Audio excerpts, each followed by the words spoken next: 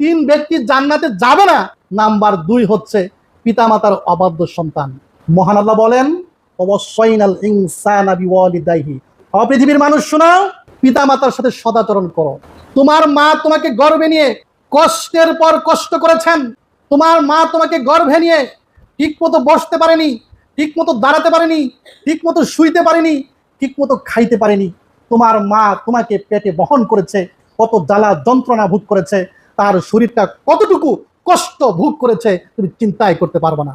তোমাকে জন্ম দেওয়ার সময় তোমার মার এত কষ্ট হয়েছে, মাথা থেকে পা পর্যন্ত শরীরের প্রত্যেকটা লোম কূপ দিয়ে যেন তার কষ্টগুলো বের হয়ে যাচ্ছে, তার জীবন যেন বারবার বের হয়ে যাচ্ছে, বারবার আশপাশের মানুষ থেকে বিদায় নিচ্ছে। তোমাকে জন্মদানের পরে টানা 2 বছর তোমাকে দুধ পান করিয়েছে, তোমার জন্য কত রাত ঘুমায়নি তার কোনো হিসাব নেই। তোমার জন্য 2টি চোখ একত্রিত করতে পারেনি, শীতের রাতে বিছানায় বেছানায় তাকে থাকতে হয়েছে, তোমার জন্য কষ্টের পর কষ্ট করেছে।